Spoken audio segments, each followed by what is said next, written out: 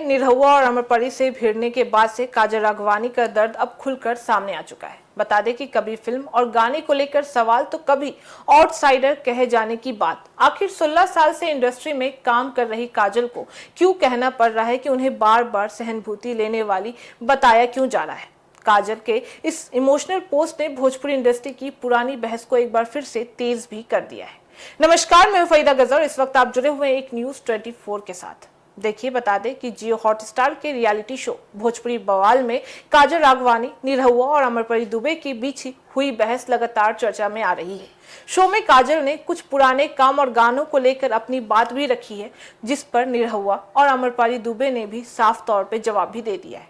बता दें कि अब इस पूरे विवाद के बाद से काजल ने सोशल मीडिया पर एक लंबा चौड़ा भावुक पोस्ट भी शेयर कर दिया है।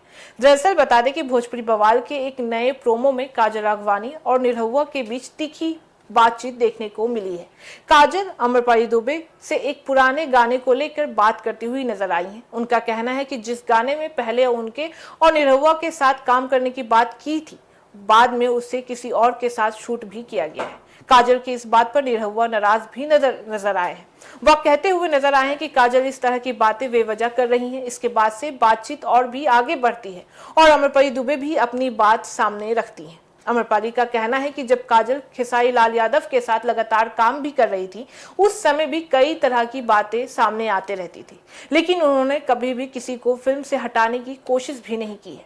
बस इसी पर काजल अपनी बात रखते हुए कहती आई हैं कि उनके पीछे कोई भी बड़ा नेता या ताकतवर व्यक्ति नहीं है। उन्होंने अपनी पहचान अपने दम पर ही बनाई है। वहीं शो के एक दूसरे हिस्से में काजल ने आरोप भी लगाया था कि निरहुआ अक्सर अमरपरी के साथ ही देखे जाते हैं। उन्होंने यह भी दावा किया था कि अमरपरी की वजह से उन्हें एक गाने से हटाया भी गया था।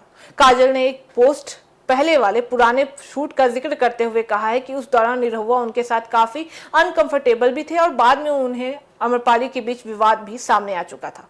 इन दावों पर निरहुआ और अमरपरी ने अपनी तरफ से जवाब भी दे दिया है। निरहुआ ने काजल की बातों पर नाराजगी भी जताई है और कहा है कि अगर कोई बार बार इस तरह की बातें करता है तो उसे अपनी बातों पर भी ध्यान देना चाहिए। बता दें कि अब बस इस बहस के बाद से काजल ने इंस्टाग्राम पर एक लंबा चौड़ा इमोशनल पोस्ट शेयर कर दिया है। काजल ने कहा है कि उन्हें बार बार गुजराती, आउटसाइडर और सहानुभूति लेकर काम मांगने वाली भी कहा जाता है।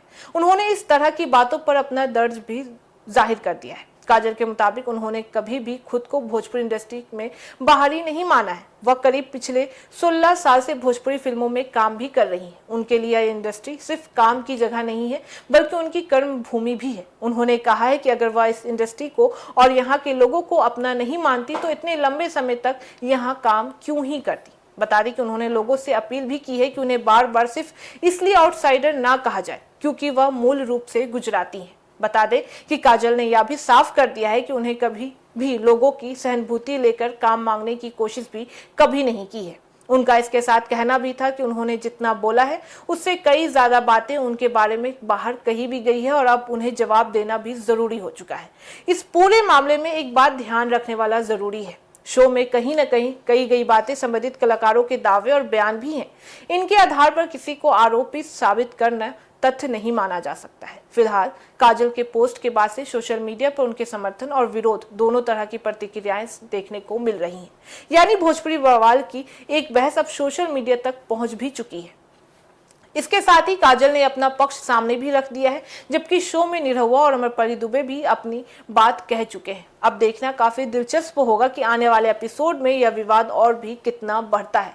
अब सवाल एक आपसे भी करते हैं कि क्या आपको लगता है कि किसी भी कलाकार को 16 साल काम करने के बाद भी आउटसाइडर कहना सही है, या फिर इंडस्ट्री में काम और पहचान का फैसला सिर्फ और सिर्फ टैलेंट और दर्शकों के प्यार से ही होना भी चाहिए?